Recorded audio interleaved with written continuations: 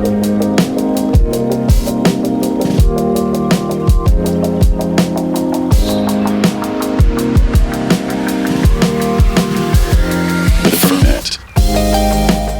to the Ferment Podcast, conversations about worship and transformation. Today's guest is Ted Kim, pastor of the Vineyard Church in Evanston, Illinois.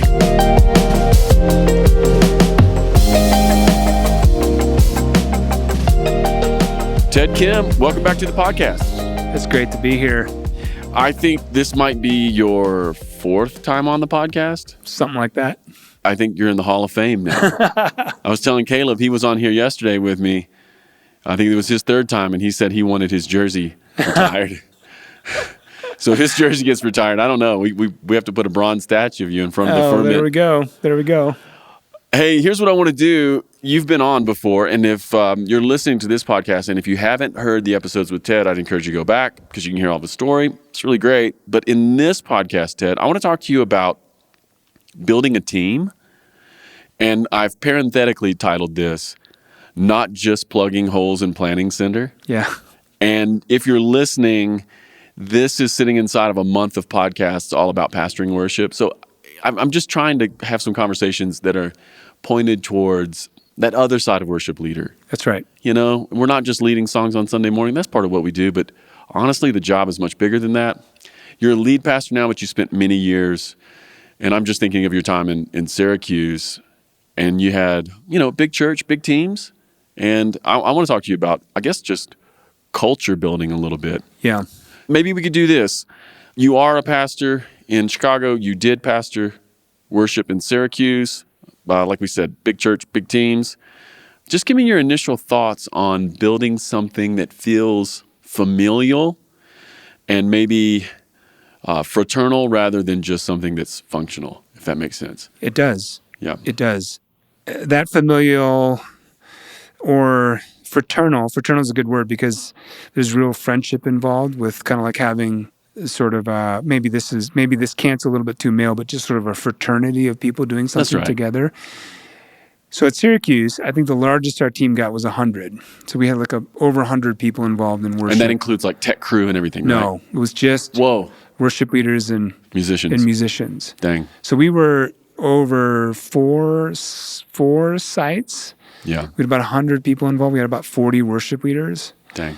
I think that one of the, just from kind of like even a practical standpoint, the team got so large that at one point, one of the team members like stopped us early on in the middle of rehearsal. I mean, this was probably like in my first or second year there. Yeah. And said, I don't know the names of the people I'm playing with.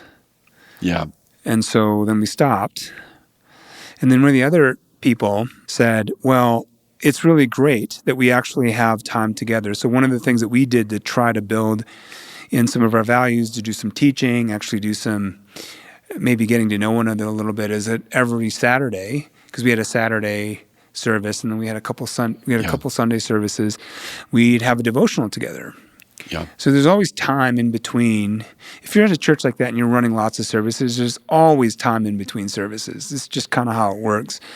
And so we'd do a run through and we just would be sitting there. So we deploy that time for devotional. So we would get together, we'd read a passage of scripture together. There might be one or two questions and then we'd pray. Yeah. What we added to that was a relational question. Just tell us about where you'd like to have a vacation, or tell us about what you would like to see happen here, or tell us about your family, or tell us about this, or tell us about that. And sometimes that would go really, really well. Sometimes that would be really hard. What do you mean? Talk to me about that. Oh, because people would start, tell us about your family. Well, people would start to talk about their familial pain. Yeah. And so the more that we got people together, the more we did devotionals. It was devotions across all of our sites. So if you were doing worship at, say, our Cicero site, you were tasked to actually do the devotion. Yeah. And anytime I think a team gets to be that size, you know this really well, people are just naturally cultural agents. They make culture wherever they go. So as much as I can exert culture on like a team, I think it's just really important to let culture happen. Yeah. From the people that are on the team, that you're not so dictatorial or so insecure that you've got to control the environment so much that you don't let people say, well, how about we do this, or how about we do that, or how about we actually gather together and have dinner together like once a quarter or something like that, which we were doing as well. We'd get together and people would come. And of course, the people that came, not all the people would come, but of course the people that came, it was great. It was great in terms of community. And that's the other thing I think. If you're listening and you've got a team and you want to build it and you want it to not feel so, I don't know, like much like an institutional machine, like we've got to make Sunday happen every week and then I got to plug my holes and all of that. I think just what's important to remember is I think the effort, even though it doesn't feel like it's being rewarded by like 100% attendance, makes a huge difference. Yeah. You just got to go with the people that are going with you. Because the funny thing about that is that group of people almost acts as a vanguard, and they become like representatives for your culture. Yes. Where you're going. So if like they see 20 of your 100 show up at a dinner, it's worth it. Yeah, and you have 20%. And to what you were just saying a moment ago, if you have 20 ambassadors, yeah, we just increased the cultural power of our little group by over and over again, right? Right. We've multiplied that through whatever that team is. Well, I love the story you're telling here because I guess what I'm hearing in this initial story is you come in, you start leading teams, you get 100 people, and maybe you built the machine, and then someone says, "Hey, I don't even know who this person is," and then you realize, "Oh no, that's right. There's some other work we have to do." That's right. Yeah. Well, and then the other thing too is I'm just like a big proponent of co-leading. Yeah. Having multiple people leading on the same stage. I mean, even if your worship set's 20 minutes, it's worth it to do it because it forces a different kind of interaction between people on stage. If you're leading with a couple people, I mean, it's good practice to do it anyway because I do not think that even as gifted as you might be, I don't think that you're supposed to lead worship every week and you're supposed to lead every song. I just don't think that should be the reality because I do think that God, in his infinite wisdom, deposits the gifts of worship in your congregation. And part of what I think it means to be healthy as a worship ministry is to be broadly inclusive of the people who are gifted. And if you're leading every week because you're like, man, I can't trust a person to do this or trust a person to do that, or I feel insecure or whatnot, getting off stage improves your worship leading more than being on stage every week. Yeah.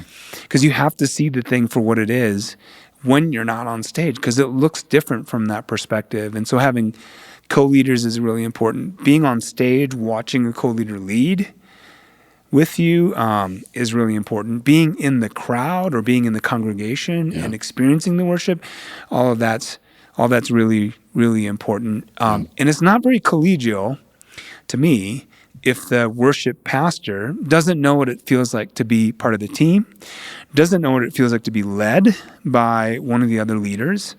So your co-leader saying to you, I don't want to do the song that way, I want to do it this way. And for you to actually graciously practice mutual submission to that person, I think all of that creates culture. Yeah. And the thing about culture that Adam, I mean, you know this, right? I mean, you know that culture, I mean, there are unspoken things that actually happen, right? Even by virtue of 20 ambassadors just practicing friendship with other people in the band. Yeah. I mean, even that is...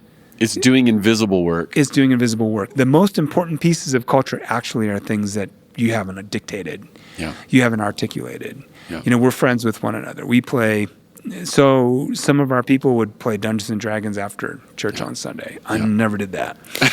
I'm just not a D&D guy. I mean, I'd go in there and they'd have the whole thing set up. But they would do that. But what I loved about it is I loved that it happened spontaneously. And it happened with people who'd become friends with one another. And the interesting thing is if you were leading worship at Syracuse on what I would call like our biggest stage, you were there on Saturday pretty much all day because you were, like all afternoon. Then you went home and was like, let's have dinner together or something. But then you were there all morning too. And so you were there there was a lot of downtime. Yeah. And there's a chance for people to actually know each other. That's right. Yeah. So part of what I'm hearing you say when we were trying to make that conscientious move towards just pure function or plugging holes on Planning Center, I'm hearing you say, number one, look for holes in your downtime. That's Those right. can be repurposed for something else. Absolutely. I'm hearing you say co-lead. I'm hearing you say get off the stage, go to the front row and just be a worshiper. There's a lot of stuff that's happening invisibly there. And then I'm also hearing you say culture is bigger than what we dictate, so let the thing breathe. That's right. Yeah. That's right. I mean, it happens anyway, whether you realize it or not. People are just going to make culture. That's what they do. And it either can be a hidden thing that you can celebrate, or it can be a thing that threatens you. And I've been in contexts where the hidden culture actually feels like a threat to the person leading it. Yeah. And that, to me, environments like that never feel safe for people. But if you have things that are happening that you can celebrate, the hidden things, people like on their own volition, let's go have dinner together, or let's sort of pair up with one another, or let's become friends with one another. I mean, like some really deep friendships emerged out of these particular places. And the odd thing is we were like 20 minutes on a Sunday. And so there would be times we had that many worship leaders where a person would lead just one song a month, you know? And so, but they were still part of the team. Yeah. You know, I also think it's important to like humanize the task of leading worship and being on worship teams, but it's also important to actually say, as much as possible, we're going to make objective the things that we can make objective so that it doesn't feel personal. So for instance, when you're auditioning somebody, I think it's really important on the front end to say, these are the stages that we have. These are the skills that we need at each one of these stages. So you're going to audition, and we just want you to know we love you. We're happy that you're in our church. We love that you're here with us. If we say that this is the venue that we think is best for you, it's not because you don't get along with me, or you're not part of our friend group, or you're not. But it's because these are demonstrable skills that we are auditioning you for that you just don't have yet. And that's okay. Yeah. Because you can always get better. Yeah, so part of what I hear in that example is you're kind of instituting a culture of honesty, but also a culture of feedback. Yeah. Yeah, and we're giving feedback now, and maybe there'll be more feedback later. That's right. And actually, when we ran our worship leaders class, which we would do, when we ran that class, they all had to lead worship for the class because I wanted them to experience what it would be like to have feedback. So after they were done leading worship, we said, okay, what did we like about that? What was great about that? And then what could we do better? And everyone got to chime in. Because I just wanted to see, can they handle it or can they not handle it? Because that's the other thing. We've all had friendships that we thought were going one way, and they took a left turn because it turned out that most of that person's life was hidden from us. And so the kind of the honesty that we're going to give you honest feedback was really important to us, because actually that felt like it.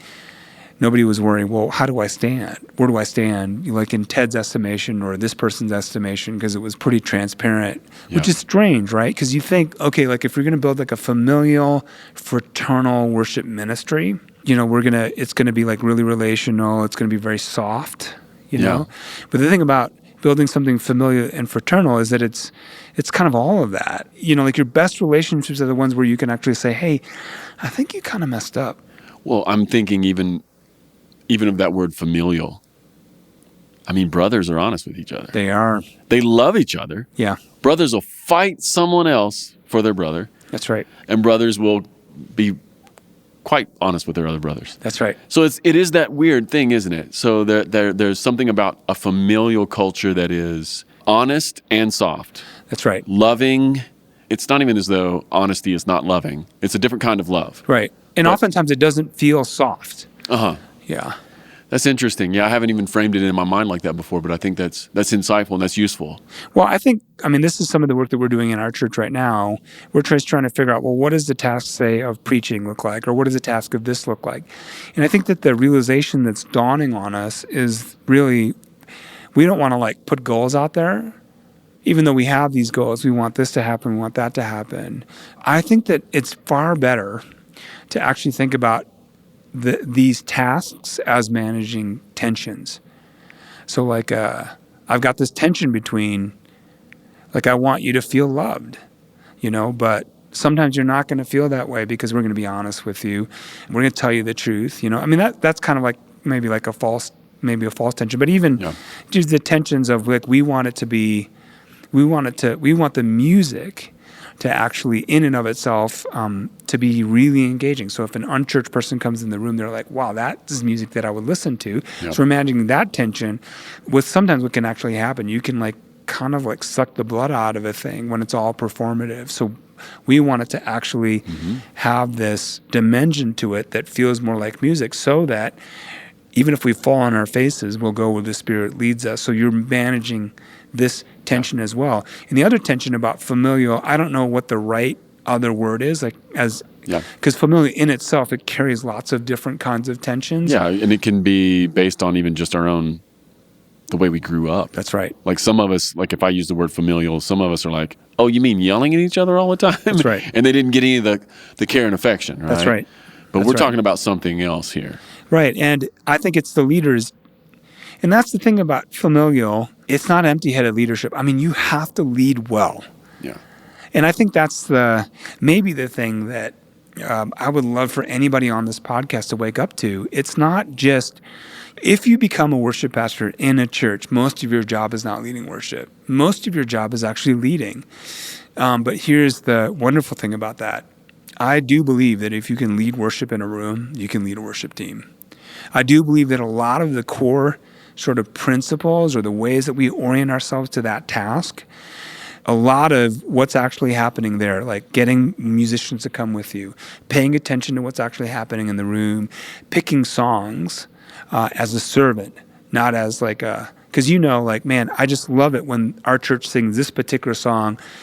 Like for us, it was 10,000 Reasons. The church just like went bananas when we sang that song. And I hate that. I mean, it's a beautiful song, but I hated doing it because it's so hard, so challenging for me to sing and lead, but you would do it. So all of those things like servant-heartedness, paying attention to the room, being kind to your band members, because you have to learn how to be that. Because if you start browbeating them, they're just going to be like, I quit. I don't need this. Yeah. And so you learn all those things. It actually prepares you for this other enterprise, which is taking this worship ministry and actually leading it. And I think a lot of worship pastors, worship leaders, music directors, they oftentimes think, well, I just lead worship, I'm not really good at that other stuff. And I respectfully disagree with you. If you're leading worship and people are asking you to continue to do it, you've got leadership ability. Well, and if you're leading worship, just to sort of riff on what you're talking about here, I'm just, let's just think, standing on the stage, you got a band like beside you and behind you, there's a congregation in front of you, they're singing. If you've chosen the right songs and if you lead them well and if the room is engaging, I mean, if you're doing all that, it sort of, to your point, it sort of means that you have a little bit of social awareness. That's right. You have some musical chops, which should make you be a person who has authority to speak to the other musicians in the band on the basis of music. Right. So there is this sense in which, it's a different way to point that skill, but you're right. There are some skills that are picked up just in leading a room well, being able to pray and not freak out, being able to handle a moment, let it get quiet, listen to God. Like if we can listen to God on Sunday morning for the whole room, well, then surely we could listen to God on Monday morning for our worship community. Right. That's what I'm hearing you say, and right? that's exactly what, I think that what you're saying, and this is the thing that I really wanted to say when you asked me to talk about this, there is like a prophetic office when you begin to become a worship leader. And part of what that prophetic office means is it means that you will listen to God. Yeah. And you will sometimes speak in a way to the congregation that feels like, oh, the Lord was with us. Or lead in a way. And the Apostle Paul is like speaking or singing. I mean, man, let's go. It's preaching. Yeah. It is preaching. And I just want to say, when you think about leadership, you oftentimes think, okay, well, leadership is just like, I got to get a bunch of people and I got to point them in one direction. And I just think that's a really flat definition of leadership. because it can't just be managing goals. I mean, that's part of what I was yeah, trying to get in here, you know? right. Yeah. It's got to be like, what do you want, Lord? Yeah. And it also has to be like, many of us have felt that desperation, like the bass player canceled, and you're like, man, I don't have a deep bench when it comes to this particular person. But then I think a lot of us are prone to think about the lack of players as, okay, now I just need to agitate and work harder and like kind of get some more people in there or whatnot, or maybe we just want to have bass players. And I'm like, why don't you get on your knees and ask the Lord of Hosts?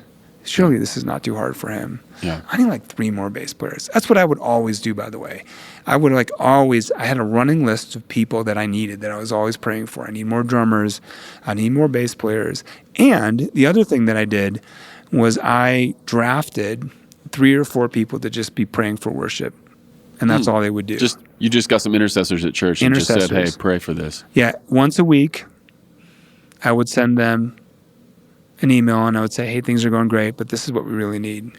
Well, it's interesting, Ted. I mean, even that practice, it speaks to culture, right? Like you're building culture. It may not even be something that people see. Right.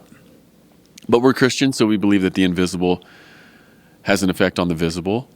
I mean, what you're saying to the church and to anybody else who would know is we listen to God. Right. And that would be something we'd want to have in our team culture. Right. And chances are, if you're listening to God and you're also listening to God by listening to other people well, chances are that you're going to be challenged. Yeah. Chances are that they won't let the thing fly when it's like, man, I just feel like I'm a cog in the machine. Yeah. Chances are that the activity of worship will become more humane.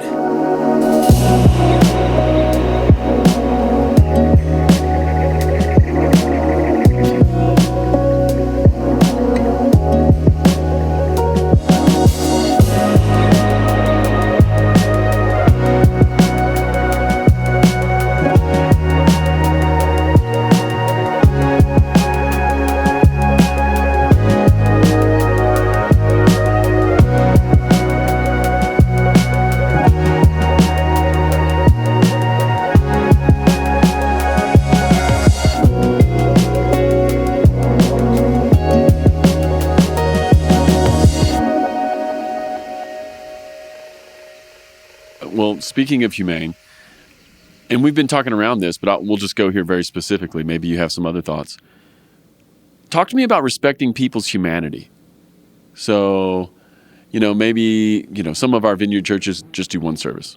But then some of our vineyard churches are doing 3. Yeah. And that's a big weekend. Yep. And maybe there's a Thursday night rehearsal and we need to do things well because, to your point, we want unbelievers or new people to come to church and be like, wow, I felt something. Right. There's something in the music that was like, it connected with me and doing things well in some ways makes room for God. Right. It does. Because it's beautiful. Yeah, that's right. It's beautiful. And then everything, when it works and it's beautiful, and you and I have been in settings where we looked at each other and we're like, that was actually beautiful. Yeah. And what did we mean by that? Well, we meant the form of it, the music was great, all that. But we also meant, something more than music happened, today. And it spoke of God's nature.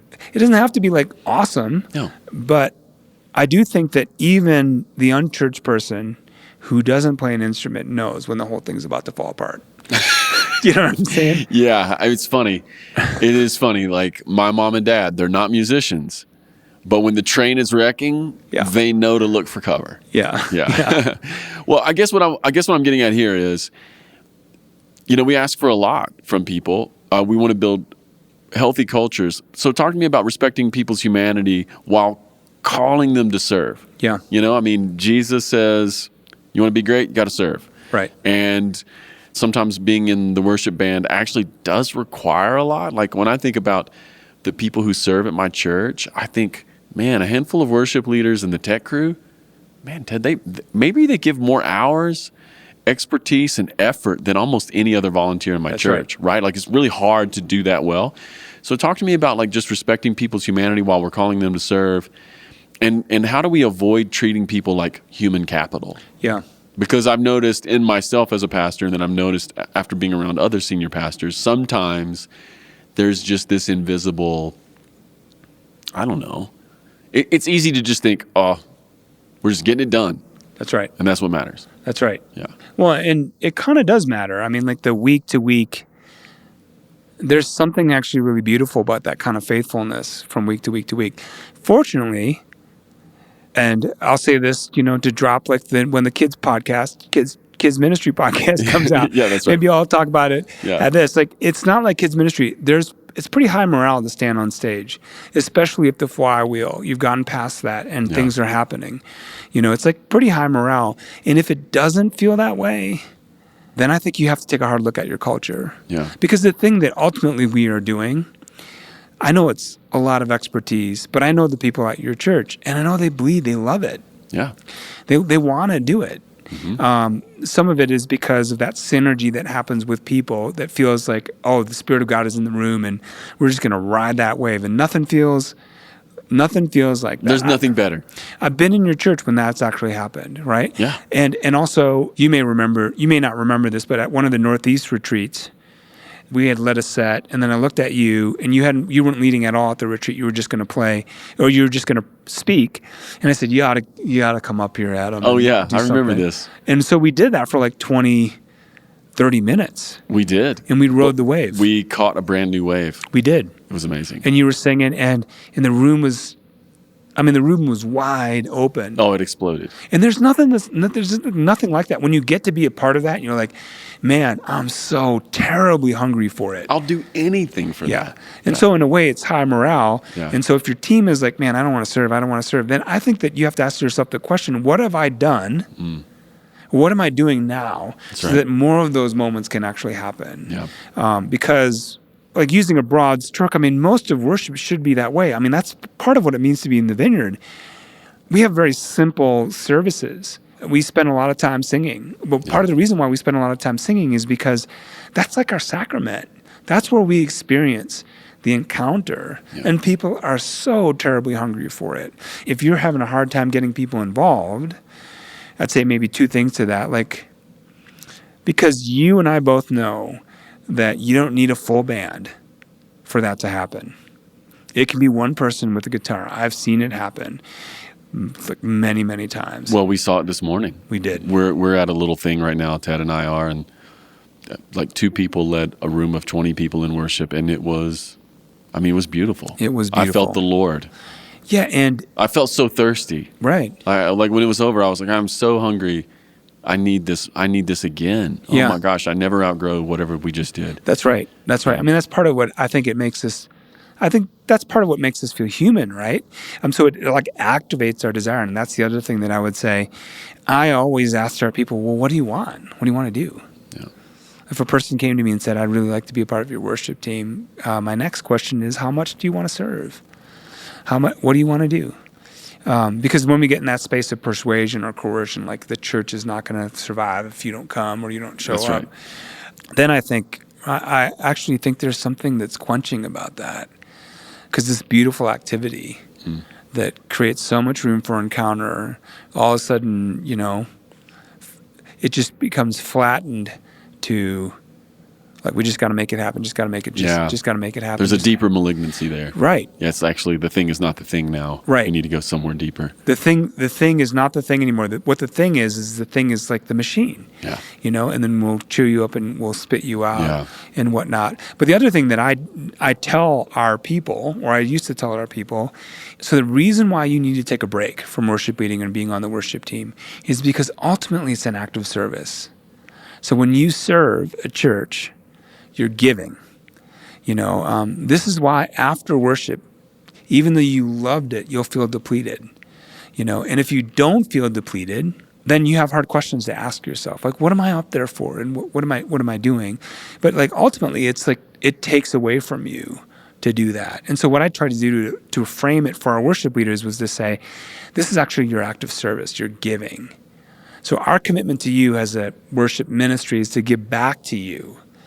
And part of the way that we do that is that's the reason why we do devotional.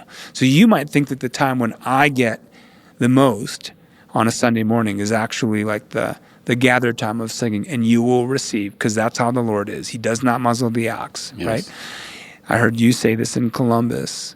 Even even the biggest sacrifices, like the perfume ends up on us. It does. And it's a good thing. But in general, it's not a bad thing to feel like I gave it my all and I'm kind of tired. We need a nap afterwards. We need a nap afterward. Yeah. And that should be a clue to you that you've actually given. So what's going to be given back to you? So the humanity in worship, or the humaneness in worship, comes to me through, can I help you get present to what you want? So like, let's sit down. Let me hear. What do you want to do? Well, I really want to do this. Okay, great. Let's try to figure out how to make that happen. You can align that service with desire. I think that's great. But then the sacrifice in that, the other piece comes in the whole like look, you are actually serving. And here's how I know you're serving. You don't get to do all the songs that you want to do. You just don't. Yeah. You have to do the songs that serve the congregation. Yeah. And it's the Lord's goodness to you and his graciousness to you that you're not muzzled as everyone else is feeding on this rich feast of the presence of God. If we're not giving into you, we're not pouring into you, we're not investing in you, and you don't feel that investment, you don't feel like you're growing, you don't feel like your heart is getting bigger. Yeah. Because isn't it true, man? Not only does our heart get hard with lots of service that doesn't feel humane, but it gets small. Yeah. So the roominess of including people and being patient with people and having kindness for people, even if they've offended you, or even if you don't agree with them, I mean that's a sure sign too, right? And so for us, it's like you got to take a break, and we built it in the system because we had a lot of people, so you couldn't lead or play all the time anyway, And I guarantee you that if you can create room like that, and if you can let the hidden culture actually rise up to the top and become a part of the stated culture, you'll catch a wave. Yeah, man. And then people will start calling you and saying, hey, can I come do an internship with you? And hey, I just want to sit with you for a little bit. Or hey, I'd have people from the city call me at other churches and say, hey, can you just tell me how you're doing it? Yeah. That stuff happens almost. A lot of us are sitting here probably thinking, well, I'd love if that happened. Yeah. Well, that's not actually a thing that you point your life toward. You build another kind of culture. It's a byproduct of a culture that you're building. That's right. You're getting the soil healthy. That's right. Yeah, you're doing all the amending. Okay, so let me switch gears here just a little bit. Well, we've done this COVID thing for 2 years now. Mm-hmm. We're coming out of it. And I've just been thinking about the way we've done church. It just feels like, man, we've done a lot of problem solving. And man, we've had to do what Bobby Spangler at my church would say. We've had to do a lot of throw and go. Yeah. Right? We're just, okay, hey, it's Thursday, everything changed. We're doing church on Sunday. Right. But it's a brand new plan. Take everything you worked on Monday through Wednesday, throw it out the window, and we're just doing this thing. Yeah. And I've noticed even with my team, thank God we're coming out of it, but I've noticed, Ted, even up to November, I just noticed my team, both on staff, but even in the worship, just all around our church, I noticed that we just became, man, we just kind of had our head down. We were just plowing, baby. You know what I mean? I do. Yeah. So I think we got really, back to this initial framework we were working with here. I think we got pretty good at functioning, and we need to lean back into family. Just talk to me. Or talk to people, because I think this is a pretty normal experience. We're coming out of 2 years of the pandemic. We haven't got to hang out the way we normally would. Right. Talk to me about what may be the possibility of 2022 may be with us. Seems like maybe things are going to chill out with this pandemic thing, and maybe we can come back together. So just talk to me about that. Well, okay, so I'm in a different role right now as a lead pastor, but I'm hearing in your question asking an instinct or an intuition, and that's, again, we're back to the whole tension thing, right? Yeah. So how do we, as leaders, I think that one of the biggest things that we do is we figure out which tensions are we supposed to manage, and which tensions are problems that we actually have to solve. Yeah. So the fact of the matter is, you need to do church. You just need to do it. And it needs to happen. And Omicron, whatever the next, what if it goes back to we're we're kind of like doing online again. Yeah. And so then you're going to have to make massive pivots Yeah. and whatnot. So the fact of the matter is that all that stuff is good. That's right. It's a good thing, to do it. And beside that, I would guess knowing Bobby Spangler and knowing Glenn Yoder and knowing the people at your church, knowing the people at your church, that the sweat on our skin that comes from that kind of labor actually feels good.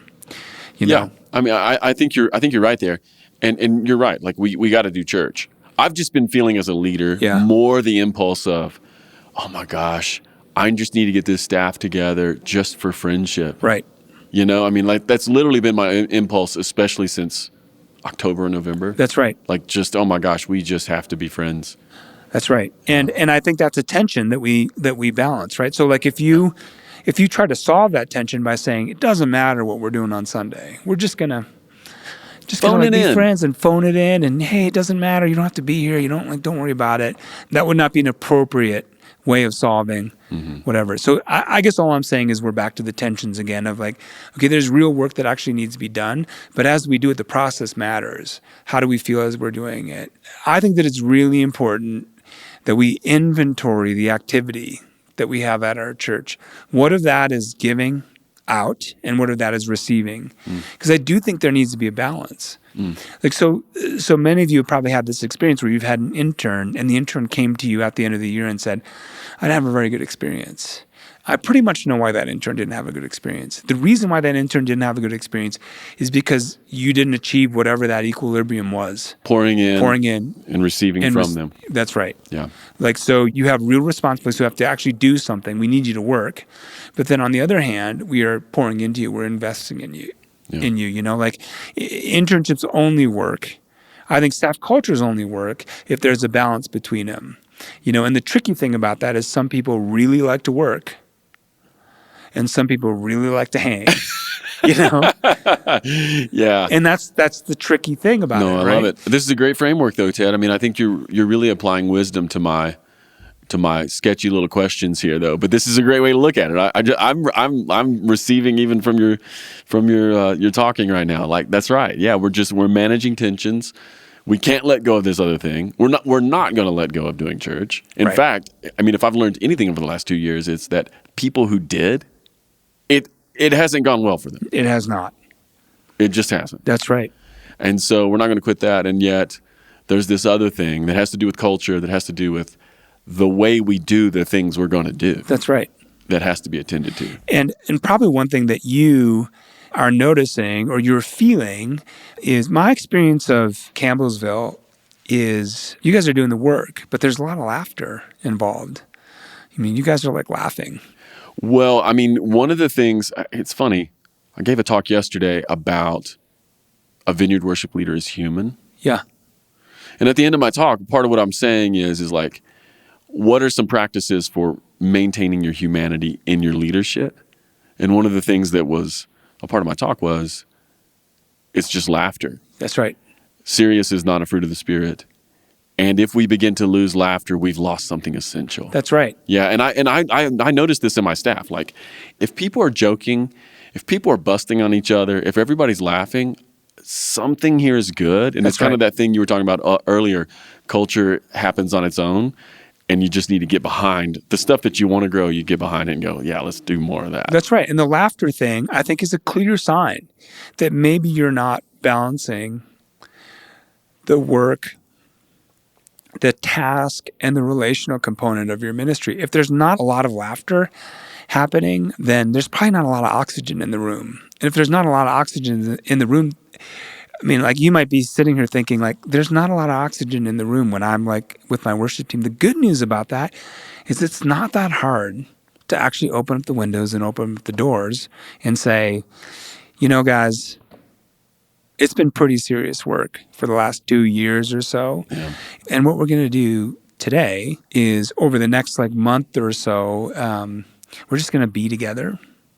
We're going to go watch movies together. We're going to do this together. I mean, it's like all that little stuff, it actually matters. Yeah. Especially if you're the leader and you're there and you're like creating space for it.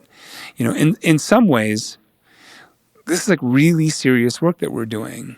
If you're not laughing, then you're dead. Yeah. You're essentially dead. Yeah, that's right. You know, because it's grim. If things get grim, that's just right. Can't go there. I totally get it. I mean, if you're feeling that way, then all grace to you, because this has been a hard couple of years. Yeah. But I also know that the Spirit of God brings laughter into the room, you know, and I know that if we welcome him in, and I know that if we lean in, that he'll be faithful to us. That's and, right. And our cultures can actually change. Amen. Amen. Dude, Ted, thanks for everything you're sharing with us. I felt like you just gave us a dose of wisdom here. Oh, thanks. Dude, Thanks, Adam. Dude. Okay, before we quit, we're going to do a hard left turn here. Do you still have faith for the Bulls? I mean, you had a lot of faith at the beginning of the season. I wanted to maybe do this at the beginning of the podcast, but we'll land here just for a second. You had a lot of faith. I did. You liked the roster. How do you feel now? Well, I was actually wrong on the roster. I thought, man, this collection of talent, how is it actually going to win games? I think we're a good team, but I think we're probably a couple pieces away. And Alonzo Ball's hurt, and Alex Caruso's hurt. And so that Caruso moment was infuriating. Yeah. Get that Grayson Allen guy out of the league. Yeah. Dookies. Get him out. I mean, he's been doing it.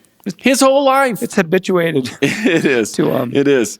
Okay, everybody, listen, this podcast, we're recording this in February. It'll probably come out in March. So, you know, maybe Ted's opinions will be different then. So just go Bulls. Text him. Go Bulls. All right, everybody. Peace.